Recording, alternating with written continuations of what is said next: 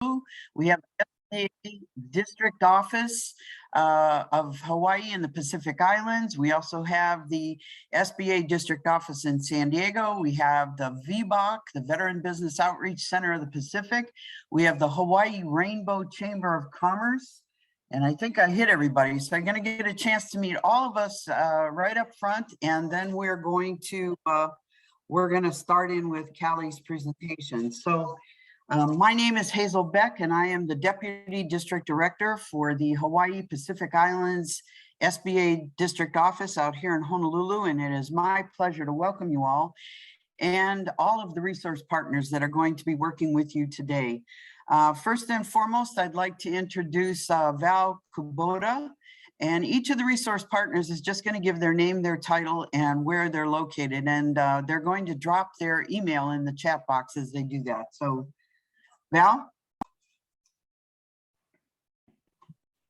Hi, aloha everyone. As Hazel mentioned, I get the pleasure to work with Hazel at the Hawaii Pacific Islands District Office as the Outreach Marketing Specialist. So glad to see everyone on here today. Thank you. Great, thanks, Val. Next, could I introduce Lucy? Could you introduce yourself? Absolutely. Thank you, Hazel. My name is Lucy Montgomery, and I represent the San Diego District Office. I'm also in marketing and outreach. Thank you. Great. Welcome, welcome. Next, Colleen, would you like to introduce your team at the Mink Center for Business and Leadership? Definitely. Aloha, everyone. I'm Colleen McAlooney. I'm the director at the Patsy Mink Center for Business and Leadership, the only women's business center in Hawaii. I'd like to introduce my team, Tui Win, our program manager, and Krista Nishimoto, our program coordinator. Thanks for joining us today. Great. Thanks, Colleen. Next up, Victoria. Give us a shout out from the VBOC. Hello, everyone. My name is Victoria. I'm a business advisor at the Veterans Business Outreach Center of the Pacific. And we are specifically working with transition service members, veterans, National Guard, reserve members, as well as military spouses who are interested in starting or growing a business. And we are located in Honolulu. We're serving Hawaii, American Samoa, and Guam. Thanks, Victoria. Last but certainly not least, Caddy. How about a shout out from the San Diego and Imperial Women's Business Center? And as the resource partners finish their introduction, please drop your email in the chat. Hello, everyone. I am Katy Barra. I am the director of the San Diego and Imperial Women Business Center. I am so excited to be here. Also, we are part of a California network of women business centers. We are 18. And also, I am a proud member of the Association of Women Business Centers. So I want to introduce you to Callie. So Callie is being with the Women Business Center. We opened doors in 2018. So she started from the beginning with us. She's amazing. She can help with the startups, with credit repair, small business taxes, bookkeeping, Google My Business, and mindset coaching. So she's amazing. She's a proud member of the LGBTQ plus community. And kick off us, Callie. Wow, thank you so much for that introduction, Kathy. I'm so excited to have all of you here. I'm going to pull up my slide and share my screen so we can get started here. Oh, wait, Callie, I think we are missing Winston from the... Oh, true. Winston didn't get to say hello. Winston is here, though. No worries. I'm just happy to be here. And I'm Winston Welch with the Hawaii Rainbow Chamber of Commerce. And we're thrilled to be working with all these wonderful partners and looking forward to your presentation today, Callie. So thank you so much. Oh my gosh, thank you for being here. Let me go ahead and share my screen. Can you all see that? It says you can see it on my end. Okay, cool. So we all just introduced ourselves. So I would love for the budding business owners who just joined us to drop in the chat your name, your location, because I know we have people from multiple states here. And if you already have started your business, what is your business name? And also, if you're just getting started, what is your business idea? We would love to learn more about you. So feel free to drop that in the chat as we get started. and officially welcome to my presentation, which is steps to start your LGBTQ business. I'm really excited to be offering this. As Kati mentioned, I'm a proud member of the queer community and want to help open the door for other people who are interested in getting into the business world. So my name is Callie Ingebrigtsen. My pronouns are she, her, hers. I am a business advisor with the Women's Business Center that serves San Diego and Imperial County, as Kati said. I'm also a financial coach and have 11 years of experience in the financial services industry. I have my own business as a financial coach. And also I'm just a diehard Shakira fan. So I had to hype my girl here on the screen. So anyway, yeah, as I mentioned, I'm with the Women's Business Center. Our goal is to help people start businesses. So we do that by providing business advising and trainings.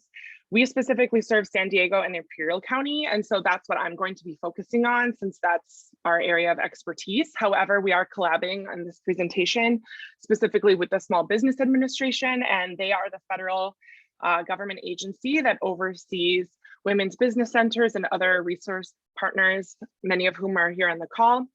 And so if you are not in San Diego County, you definitely want to hit up sba.gov/local assistance. And I'm hoping someone that's on the team here can find that and put that in the chat for us so that you can just click, and it's really easy to put in your zip code, and then you can see the resources that are available for you in your area. Okay, so today we are going to be going over business entities, how to start an actual business and what is needed. And then we're going to go into the paperwork. So there's actual formalities that you need to go through when you're launching a business. And so I am a nerd and I am passionate about helping people understanding the paperwork that's needed. And then we're going to go over some resources that are specifically for folks in the LGBTQIA+ community who are wanting to start their own business. And at the end, we will answer any questions. However, feel free to drop questions in the chat at any time. And the folks on my team here can interrupt me at any time. All right. First, however, a quick word. I'm here to help you start a legit business, not a hobby. There are a lot of people who I meet with who just want to do something and never really formalize it. However, having a Venmo account and an Instagram is not a business. Okay, everybody. I think a lot of us probably have our own social media and we may have our own Venmo accounts, but that is not a business. Just having that under the name that you want for your business is not enough. Okay, so you actually need to go through the formalities of creating a proper business on paper. And I'm saying this because I've met a handful of people when they reach out to us, which I completely understand because who knows this unless you learn it. But a lot of times people will say, oh, well, I have an Instagram account and I'm already working with people. They're paying me on Venmo. Like, that's a business. And I'm like, no. So my goal is to help you get up and running, fish. You know what I mean? Like, actually have your ducks in a row. And the info that I'm sharing today is directly from the Small Business Administration. So you know it's the real deal. As I mentioned, the Small Business Administration is the part of the federal government that oversees and supports small businesses. So that's where this information is coming from. And I'm happy to help share it with all of you. So I brought my pride flags. So let's talk about business entities. All right. So before diving into the details, the business entity that you choose basically is going to affect three main things. It can feel really easy to get lost in the details, get out into the woods on these topics, but what we're talking about is taxes, legal liability, and the number of business owners. Okay, so those are the three things I'm going to touch on first before describing the actual business entities that are available to you when you're wanting to start your business. Okay, taxes, legal liability, number of business owners. So for taxes, as a small business, you will probably end up filing two forms. Okay, there is the Form 1040, which is the federal tax form from the IRS. And on there, you will continue to file that. So that is where you will put, as you have probably already done many times in your life, you put your name, your date of birth, your address, your social security number or your ITIN number. And if you have, even when you start your business, if you have like another job, for example, I work for the Women's Business Center and I have my own small business. So I get a W-2 at the end of the year from the Women's Business Center. That income goes on the 1040, okay?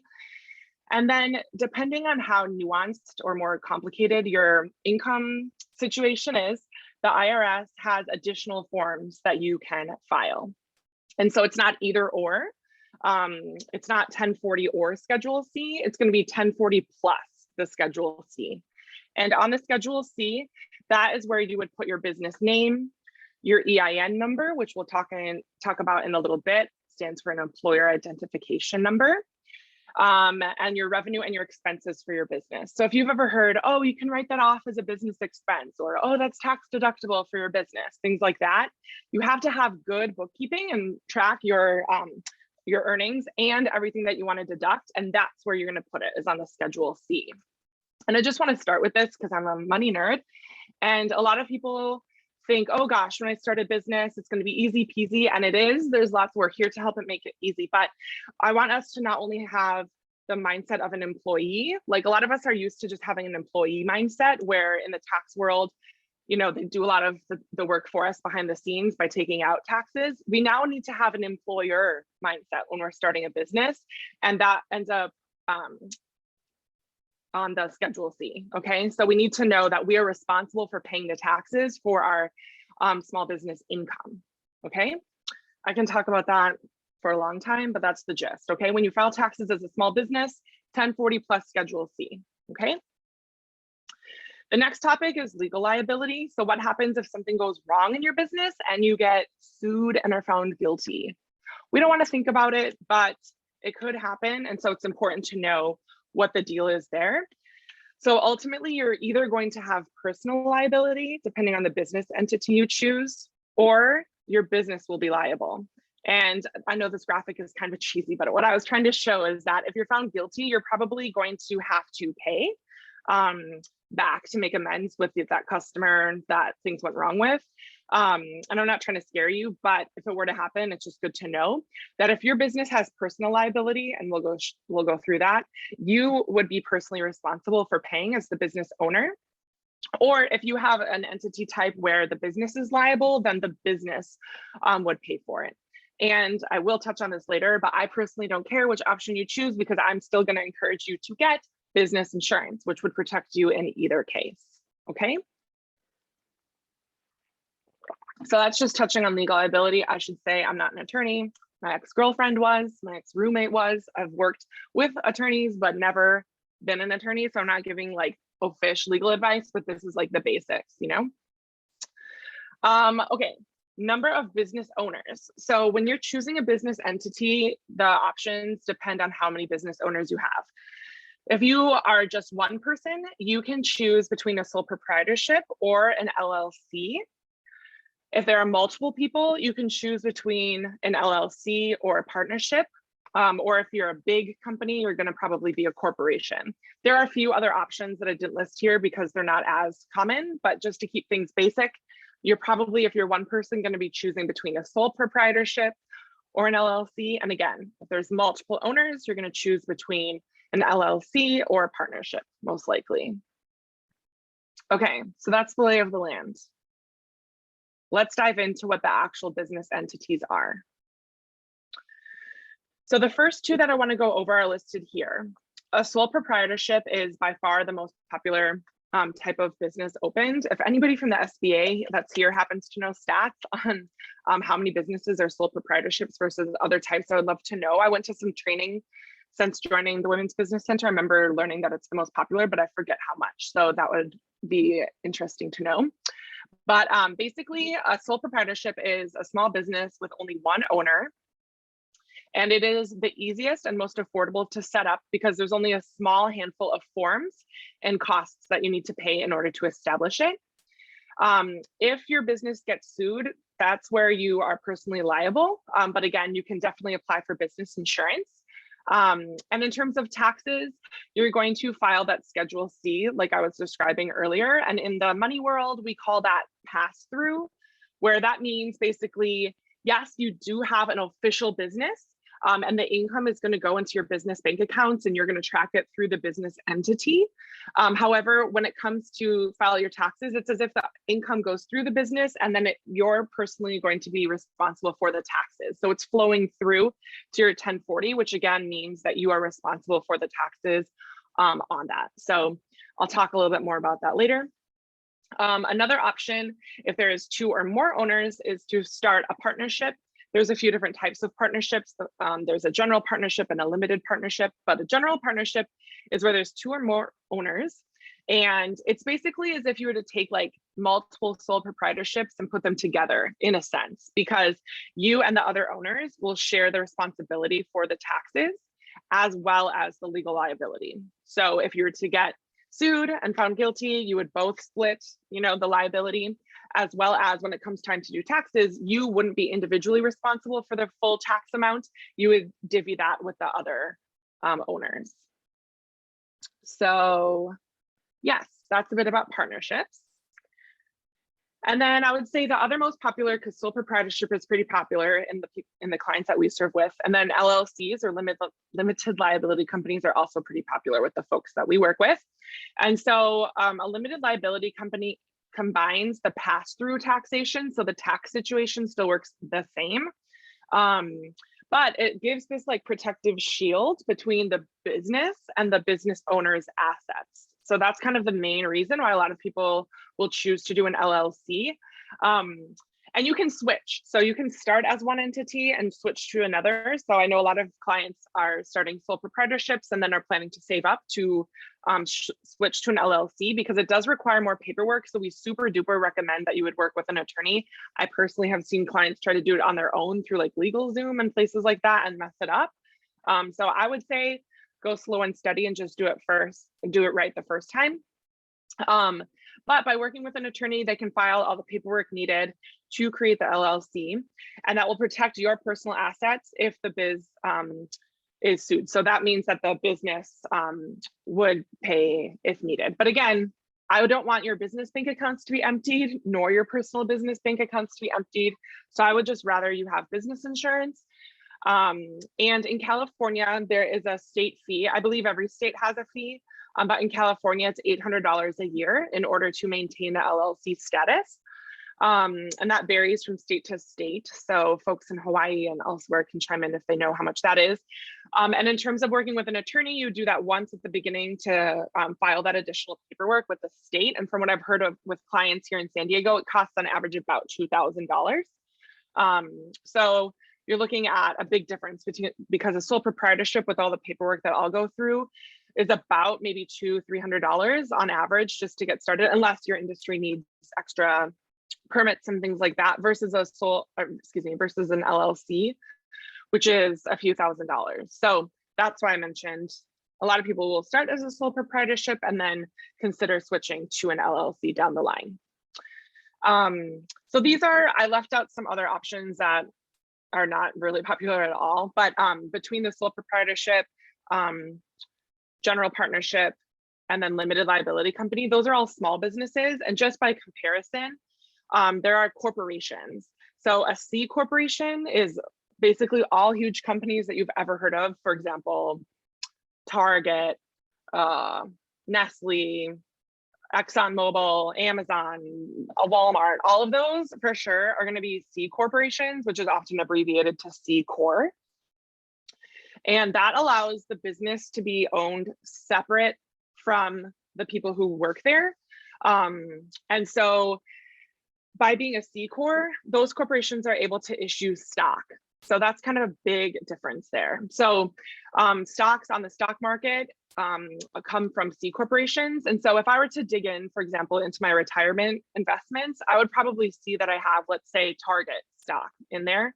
That means that like legitimately I, along with all the other tons of people that are investing in Target, I'm a mini owner. Like legitimately, I technically own a small share, tiny fraction of Target Corporation. But if things went wrong for them and they got sued and they're found liable, even though I'm an owner, I would never have my personal assets be affected. You know what I mean? Because there's that distinction. I'm not actually working there. I have real no say on what's happening at the business, but when you're a small business owner, it's different. So I just wanted to kind of draw that comparison. And then in terms of taxes and how taxes work for corporations, it's considered what's called double tax as compared to pass through. Because if a corporation has a good year where they have lots of earnings, then, which is what they want, obviously, and what we want as investors, at the end of the year, the corporation is going to file a big tax return for all of their revenue and expenses. And then if they have had earnings, they're going to have to pay tax on those earnings to the government. And then they're going to share those earnings with their investors, right? And then the investors are expected to put those earnings on their personal 1040s. So that's called double tax. I wouldn't feel too bad for them though, because there are many loopholes, but that's just to draw a comparison between small business tax and larger corporations. And there's multiple types of corporations, but by and large, the most popular kind is called C Corp. Okay, so questions so far, checking in with the team. I'm going to check the chat. How are we doing, everybody?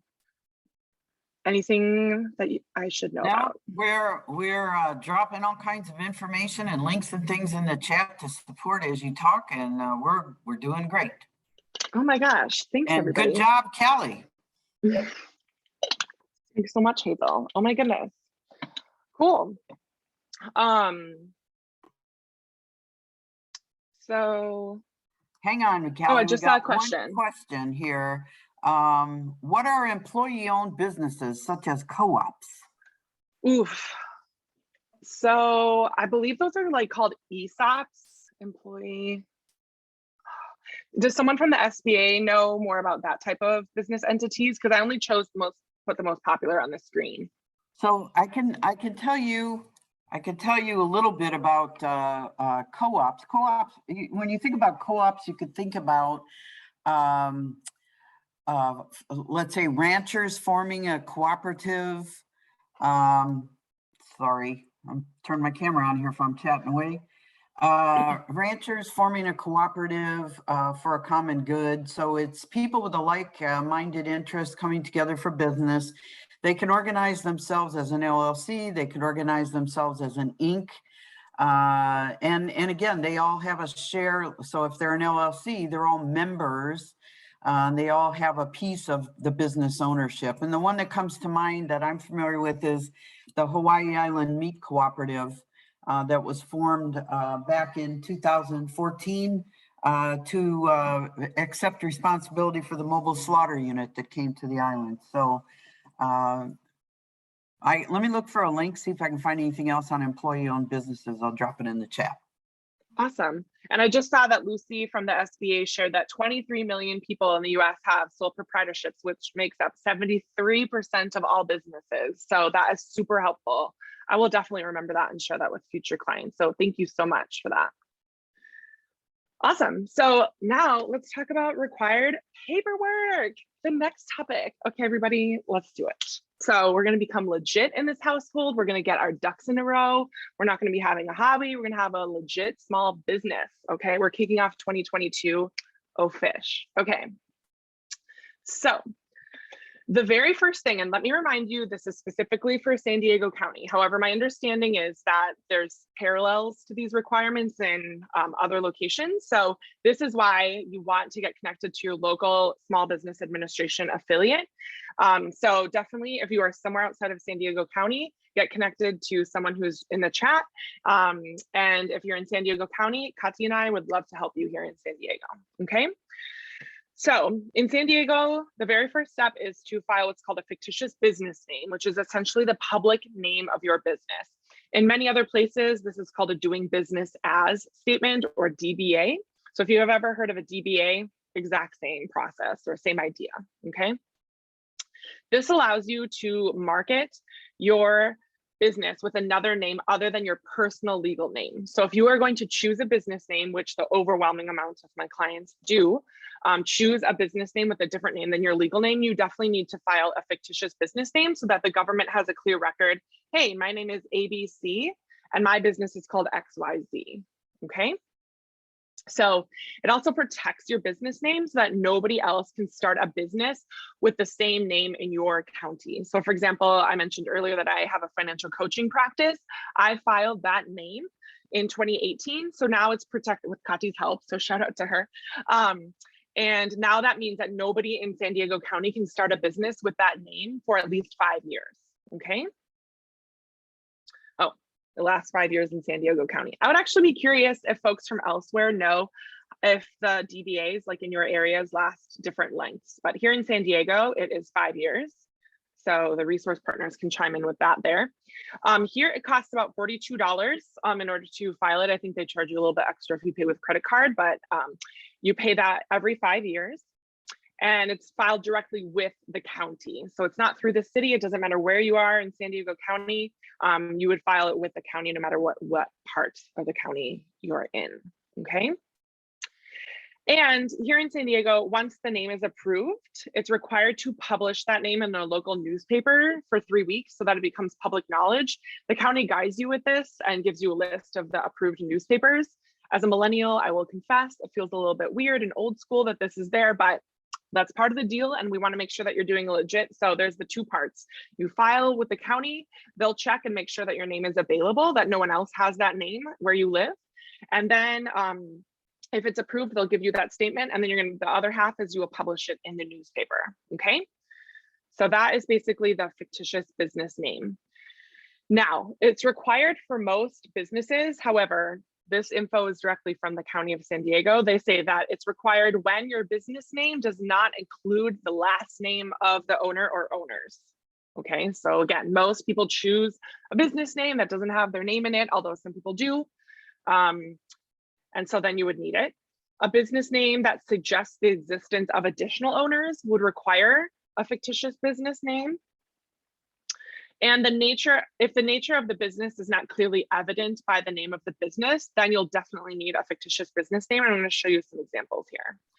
So Callie, we got a question here wanting to know if you change your address, do you need to re-register the fictitious business name and pay any associated costs? Not in my experience. The business license, if you're still within the same county, my understanding is that you should be fine. If you move to a different county, then you would need to register your fictitious business name there. But I believe, and Kati can correct me if I'm wrong, but if you move within a different city in the same county, you should be fine. Thanks. That is correct. Yeah. Okay. Hopefully that answered your question, Sarah. Thank you. So some examples. Jane Doe and Friends Plumbing would require a fictitious business name because the name implies additional owners, right? The and friends, we don't know how many other people are collabing with Jane in order to have this business. And so that would need to have a fictitious business name for sure.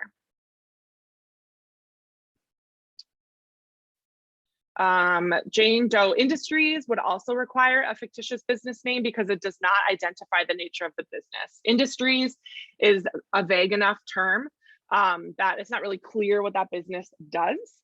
So the county would want you to file a fictitious business name because it's not really evident. Even though it has Jane's full name, or at least her last name, we need to have clarification on the industries. Okay, and then Jane Doe Plumbing, for example, would not require a fictitious business name because it has her last name in it. And plumbing is, according to at least San Diego County, this is from their website, plumbing is an example where it's pretty evident that the average person would understand what that business would probably be doing. Okay, so again, most businesses will need a fictitious business name, but I've had roughly 15 clients. I keep a mental tab since I have started working here. How many people don't need a fictitious business name? So I would say if you're going to be choosing a business name that doesn't have your last name in it, or that is like kind of more creative and doesn't just say blankly like what you do, then you will probably need to file a fictitious business name. Okay. The next thing is going to be to get what's called a business license or business tax certificate. And within San Diego County, this is filed specifically with the city that your business is in and receiving payment. So for example, I live in San Diego and my business is based in San Diego. So that is where I filed my business license. But if you are in El Cajon or Chula Vista or Oceanside or a different city, you're going to file with that city specifically. Okay. Then it's issued by the government that allows you basically to conduct business in that area. So that's kind of the purpose. It's like telling the city, like, hey, I'm going to be conducting business here. It's annual. And in San Diego, it costs about $40 a year. Again, folks elsewhere can chime in with what that looks like where you serve. But in most cities here in San Diego County, it's about $40 a year and it's annual. This is what it looks like. So if anybody in San Diego County, if you've ever been to like a coffee shop or like a local small business, typically they'll have this like up front, you know, so you can see that they're like legit and official. And so you can see here, it has the name of the business owner's name, their address, and then the activity type, like the industry that they're working in. And then on the bottom right, see how it says effective date and expiration date? This is once a year to the date. So in this business, you know, they would probably get a notice every April, you know, hey, your business tax certificate is due by May 1st. Okay. So they'll remind you when it's time to pay it. So remember, the fictitious business name is 5 years. This is annual. The next thing, I'm just going to check the chat, see some questions. Is it different? Is there different for mobile or online entity? No, if you're an online business, you need to file these things as well. I'm an online business, for example, as a financial coach, I serve clients across the country, and it's required for me to file all of these things as well. Let us know if you have more questions on that. Okay, so now we get to one of my favorite topics, which is EINs, the employer identification number. And that is basically a social security number for your business, if you will. It's issued by our friends at the IRS, whom I love.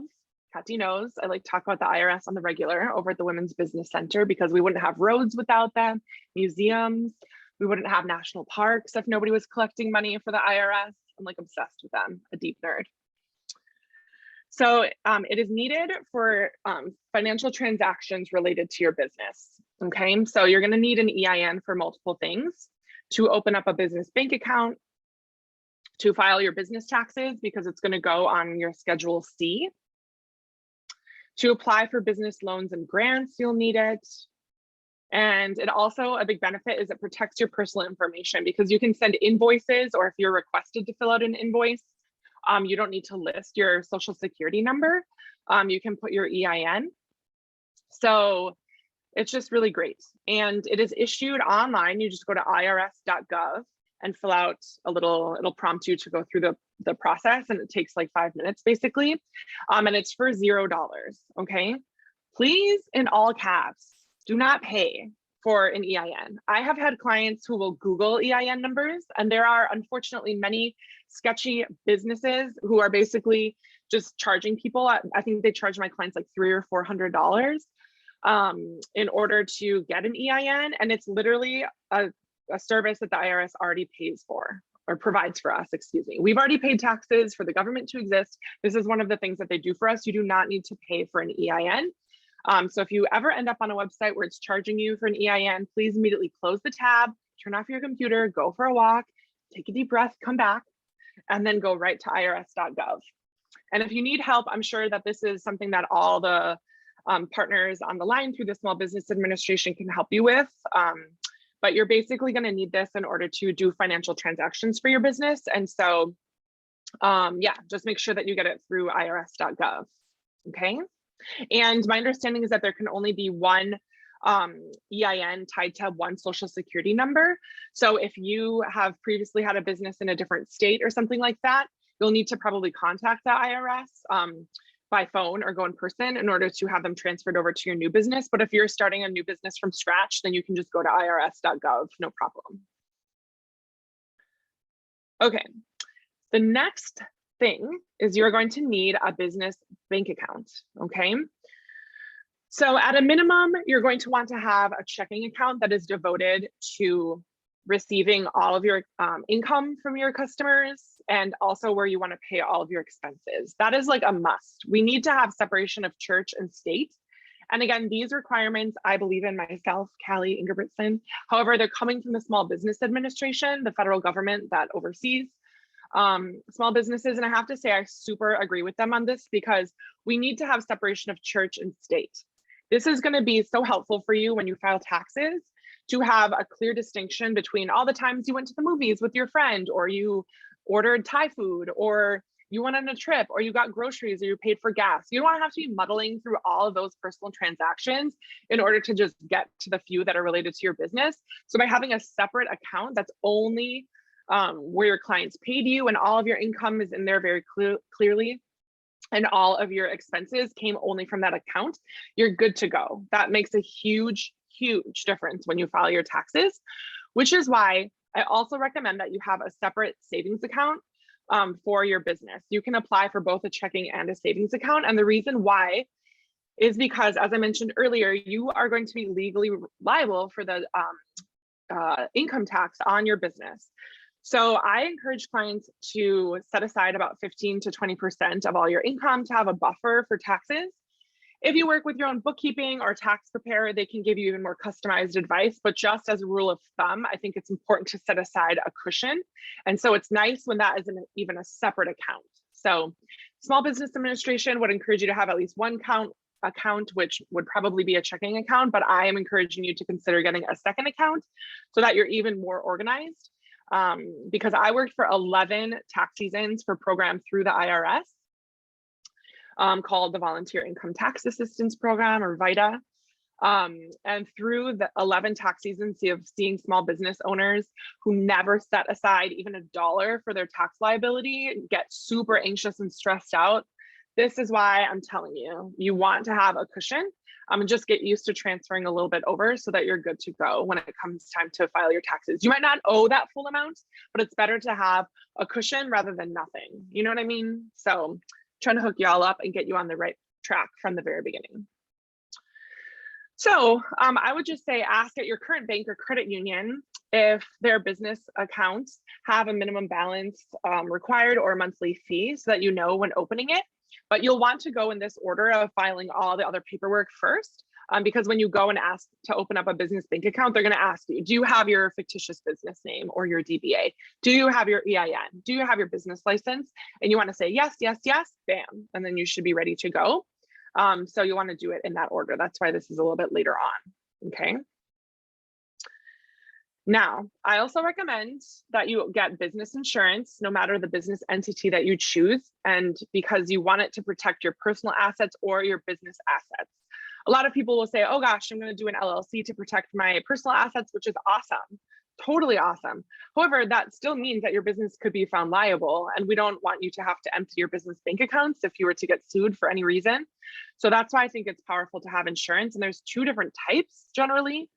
For small businesses, there's what's called errors and omission and general liability, and I'll share a little bit more here in a second. And so in order to get started with that, I would say see if where you already have, for example, your car or homeowner's insurance, if that same provider also offers small business insurance, and you can get a quote to see. And let me tell you, from working with clients, it's generally more affordable than you expect. So depending on the industry that you're in, that would affect the quote that you're going to get. But as a first step, you can just see, oh, I have my insurance with X company, or my car insurance with X company. Maybe they offer a small business. Or if you're in a certain industry and you have friends that work in that industry, you can ask them where they get their insurance too, because I know there's some insurance providers that focus on certain types of businesses too. So those would be some recommendations as to where to look. And the two main types of small business insurance are general liability and errors and omissions, or just E&O, it's called. I don't know why it's E&O, but not like GL, but okay. It's general liability and E&O. And general liability is focused on the things listed here. Bodily injuries, like if someone got hurt at your workplace, property damage, like theft is unfortunately really common. Personal injuries, things like that. And then professional E&O would be like if something went wrong financially with the business. If I gave, for example, as a financial coach, if I were to give like horrible financial advice or something, that would be more negligence, because someone is hiring me, right, to be like an expert in finance. And so I have 11 years of experience, working with people and their money, I should be giving them legit advice, but if I gave them bad advice, they would be able to sue me. So it just depends. So when you ask for a quote, they will guide you towards the right type of policy that is appropriate for your business. And I know this is a little bit blurry, but I wanted to show this. These are the most common liability claims that small businesses will file. So burglary and theft, damage to their property or their products, fire damage, and customers getting hurt at their business. So these are the types of things that we're talking about when we talk about why you should have insurance. Okay. So next is a seller's permit. A seller's permit allows you to sell physical goods at the wholesale or retail level. And it is required only for businesses that sell tangible property, it's called, which is basically goods, not services. So for all my folks that I work with that are selling, you know, salsa at the farmers markets, or I have a client who makes vegan churros, like she needs this. If you're selling clothes, things like that, but not just services. And this in California is issued online through the Department of Tax and Fee Administration. And I believe it's $0. I've never had a client say it pays anything on their website. That's what it says. So I'm not sure if in Hawaii or elsewhere, if there's a seller's permit, if it has a fee, but this is my understanding for the seller's permit. And again, this is only for businesses that have goods, okay? So then everything that I mentioned so far is no matter what industry you're in, basically, okay? So I know that there's folks on here that are in all different sorts of industries. So if you're doing anything, you're basically gonna need everything that I've mentioned up until now. Now, the state of California has this other website that's called CalGold. And depending on your industry, this will help you find out if your business may require additional permits in order to operate. And you can access it at calgold.ca.gov. And if you can see there at the bottom, you basically just put the county you're in and then what type of business you're wanting to start. I'll admit it's a little clunky because it only has pretty conventional categories for what industries are out there. And oftentimes the clients we have at the Women's Business Center are super awesome and creative, but just try to find, you know, the closest thing to what you're wanting to do. And if needed, you can just contact them like it says there too. There might be a website like this in Hawaii, but in California, this is what we have. And so to recap, I know this is a lot of information. You're gonna need a fictitious business name, probably a business tax certificate, EIN number, at least one bank account, seller's permit, and other permits as needed. And I know I just went through that like it was no big deal because I'm obsessed and I've done this for a long time now. But let me tell you, we are here to help you. So if you are overwhelmed, you can meet one-on-one with business advisors in your area to help explain all the nuances and exactly where to go for each of these and to help keep you on track. Because it can be nice to have some accountability when you are starting your own business and not feel so alone. So again, you can go to sba.gov/local assistance and put in your zip code and find all of the local resource partners that are able to help you because this varies from place to place in the US, okay? So any questions about the business paperwork? That was a lot.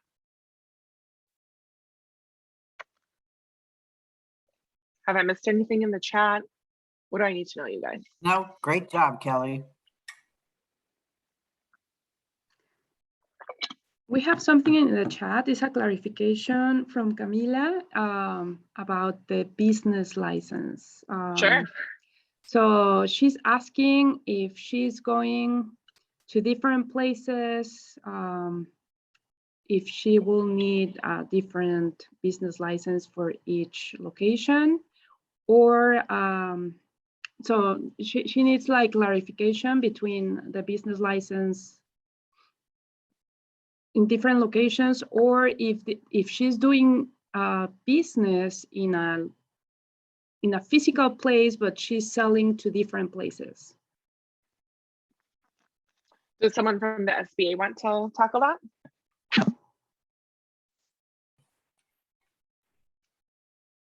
Okay, so I don't know the answer because that is gonna, I think where her question came up was when you were talking about the county business licenses. I can answer that. So just an example, if I am a landscaper and I am going to Chula Vista and then to San Diego to perform my services, then I will need to apply for 2 different business licenses. But just another example, if I am a graphic designer working from a physical location, but I am doing business in different cities, I won't need a different business license. It will be my physical location because I am not going in person to perform a service in that place. Mm-hmm. I hope I can clarify that. Nice. Thank you, Kati. I'm going to keep, oh, let's see. Oh, thank you. Perfect. I'm going to move forward now into the last section, and then we'll use any remaining time for questions, okay? But feel free to drop them as we go along, of course, as well. So now we can talk about queer business resources. Okay. Such a nerd, you guys. Okay. Okay. So there's resources I want you to know about if you are in the LGBTQ community, or even if you're not, and you want to support queer-owned businesses. So the main organization to know about is the NGLCC, which is the National Gay and Lesbian Chamber of Commerce. They are an advocacy group that calls themselves the business voice of the LGBTQ community in the United States. They were founded in 2002, and they're the largest organization serving the LGBTQ community.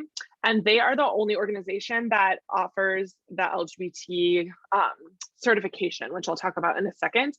You can go to their website at nglcc.org. They have different resources. You can get connected to a local chapter. And they have different trainings and networking events that are awesome. And so I would highly recommend checking them out. Thank you, Hazel, for putting that in the chat. As I mentioned, they offer a designation. So basically like a certification that you can promote, saying that your business is LGBTQ owned. And so there are requirements in order to apply for that through the NGLCC. Your business needs to be majority owned, operated, managed, and controlled by LGBTQ people that are US citizens or lawful permanent residents. You can't have, you know, big, like a small business and then have like one person who's like, you know, in the community and say, oh yeah, we're going to apply for this designation. They're wanting to have this be for like actually owned businesses by people in the community. And your business needs to be independent from any other non-LGBTQ business. Your business needs to be based in the United States and have been formed as a legal entity in the United States. Meaning you need to have gone through all the paperwork that I mentioned earlier to show on paper, you know, hey, we're a legit business. And I didn't mention this earlier when I was going through the paperwork, but seeing this, so being legally formed, just reminded me that I'm sure other people on the call here who serve clients as well experienced this, but at the Women's Business Center, we unfortunately had a lot of people reach out to us last year during the height of the pandemic, wanting to apply for different grants and things to support small businesses, but they had not created a legal entity, meaning they didn't have their fictitious business name or their business license, their EIN number, things like that. And those are the things that they're going to ask you for if you want to apply for different grants or loans or things like that. So there's just so many reasons to get your ducks in a row, including, you know, getting this designation, but also cool grants and other opportunities that might pop up that you want to apply for. So just another shout out for that. The NGLCC has a transgender and gender expansive initiative, which I think is super rad. They are wanting to work with specifically trans and gender non-conforming business owners who are super innovative, however, very marginalized and vulnerable members of our community, unfortunately. And so I think it's dope that they have this task force. So you can learn about them online through the NGLCC's website. And this is national. So it doesn't matter where you are in the United States, the NGLCC is national. So you can go and then find a local chapter as well. So in San Diego, the local chapter is called the San Diego Equality Business Association. They're the local affiliate of that larger NGLCC Chamber of Commerce. And here locally, they offer networking events, trainings. There's a business listing for San Diego LGBTQ owned businesses. And I know in Hawaii, we have Winston. So you can go ahead and drop in the chat the link for the Rainbow. I think it's called the Rainbow Initiative, or Rainbow Chamber, excuse me. And so they're collabing with NGLCC to represent them in Hawaii. And offer resources specifically for LGBTQ owned businesses over there. So no matter where you are, you can find a local chapter. And there's another organization as well called Start Out. They're a national nonprofit. They were founded in 2009. They also serve LGBTQ owned businesses. They offer educational and networking events and mentoring. In San Diego, the closest chapter is in LA. However, they do have a bunch of online resources. So I think it's worth scoping them. They're in multiple cities across the US as well. So you can check them out at startout.org.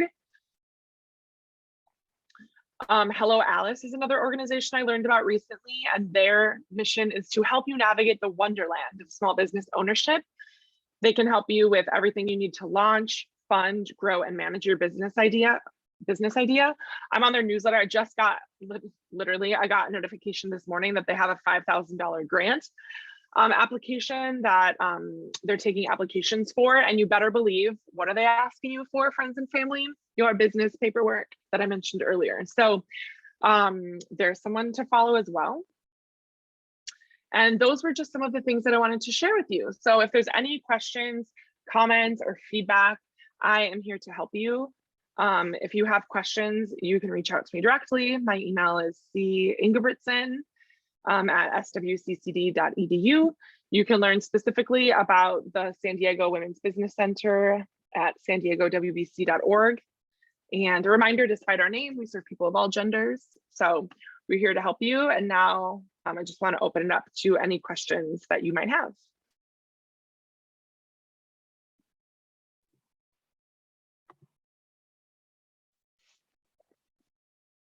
Hey, Callie.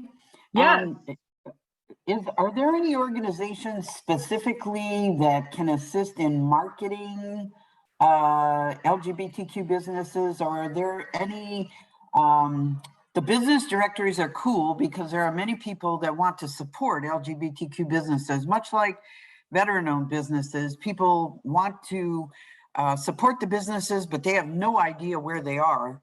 So thanks for those business directory ones, but places maybe for funding that are specifically oriented to the community? Are there, do you have any?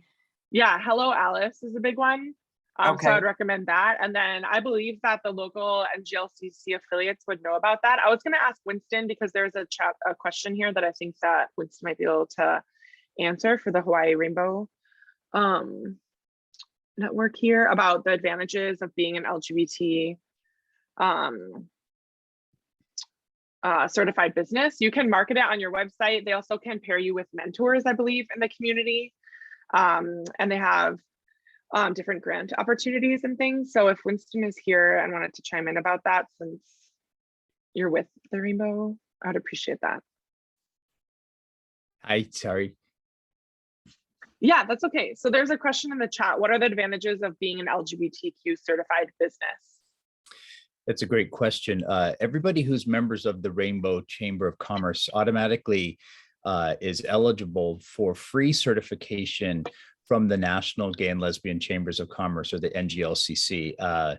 And what that does is it provides a certification similar to like WeBank, which is what it was modeled off of, or other minority owned businesses, so that especially in the freer or fair-minded cities, states, but mostly corporations are dying to have minority suppliers. And so if you are a minority supplier to whether it's LGBTQ or women-owned business or the different categories that they have, it's under diversity suppliers. And for example, PG&E in California, I think that they are required by law to spend 5 or 10% of their total purchasing, and that could be everything from meeting suppliers to consultants to pipes or all kinds of physical supplies. They're required by law to use diversity suppliers. So getting a supplier diversity certification is not that onerous, but I think it's very beneficial, especially for people. We're seeing actually this last year people joining the chamber. That was one of the main thrusts for them to join, is so that they can become a diversity supplier. I recommend that people go to our website, rainbowchamber.org, and you can find out more about certification there. And that certification is national, even though it comes through your local chamber. So you would join your local chamber, and that is a great benefit that you can get. Otherwise, you could just go to the NGLCC and pay $500, but I recommend people join their local chambers for better costs on there. And you'll find out more information about the diverse suppliers. And they're always sending us information saying, hey, California has this opportunity, Connecticut, Boston, Allstate, whoever it is. So go just look there and sign up, and you'll get a ton of benefits out of it. Nice. And Colleen kind of asked a question along those lines, which I think you just answered, but just to be clear, Colleen asked, are the LGBT certifications available only through the NGLCC, or can you receive them through your local chambers, such as the Rainbow Chamber? They are only available through the NGLCC, and then they actually the chambers act as verifiers. So we're part of the reviewing process, actually, but it's handled through the national headquarters. It's both. Cool. Thank you so much, Winston. I appreciate that. Thanks. Just a suggestion as a follow-on to Winston and Callie's comments. Again, the certification is just another way for, as Callie says, to move yourself from hobby to a real business. So certification is something, once you have that, you want to brand all your materials with it.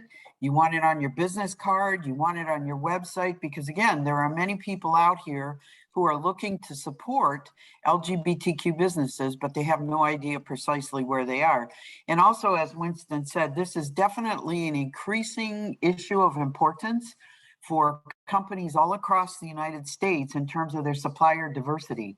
And so they are actually looking for LGBTQ companies. They all have target numbers that they need to make.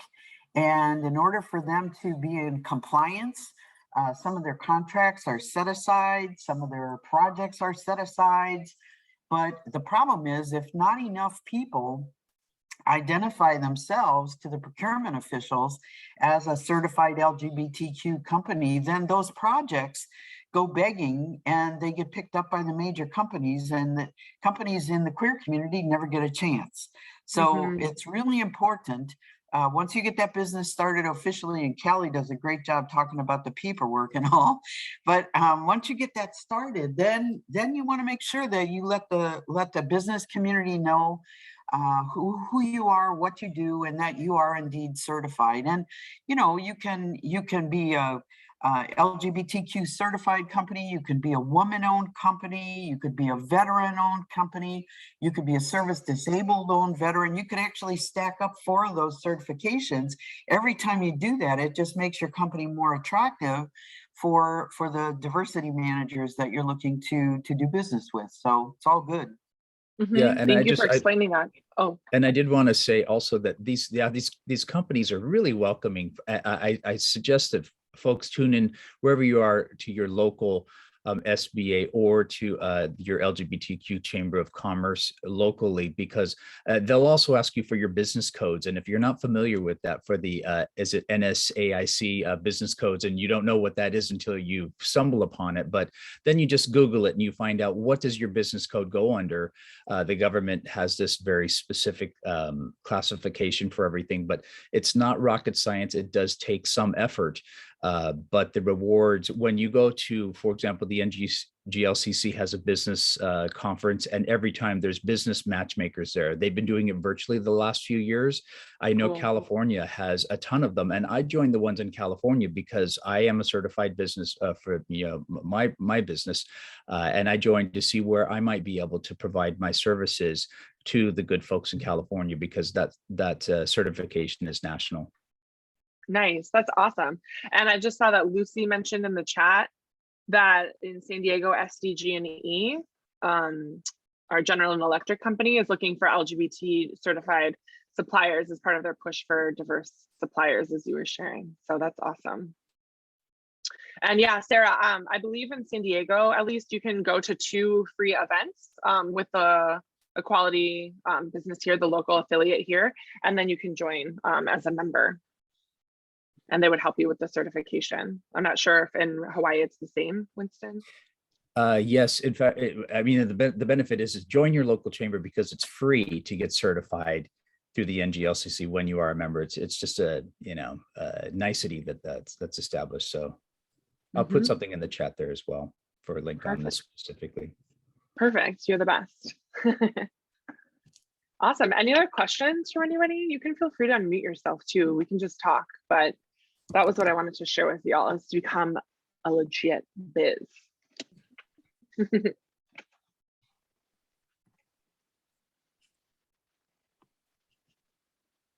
So Kelly, how about business directories? A couple that I'm familiar with, I can drop in the chat box. Gay Pages is a business directory and membership portal. The Gay Lesbian Directory, a business and organizations that support the LGBTQIA community. And then the lesbian business community has a directory as well. So I'll drop, there's 3 of those I can drop in the chat. Yeah, that's great. I was planning, Hazel gathered a bunch of resources, including business directories where you can search for LGBTQ owned businesses. So I can send that to the folks who are here after the recording. I would honestly also recommend that y'all just search for like whatever industry you're in, and search on Facebook for different groups, because there's a bunch of like queer business owner resource pages as well, where you can get locally connected to folks in your community that way as well. And I put in our as well for our business directory that we have here in Honolulu, and we have everybody from business coaches to literally people who lay transatlantic or trans-Pacific cables for telecommunications things. So it's all over the map, and we welcome people to go in and see and to join, encourage them to join. As well as I put in the chat about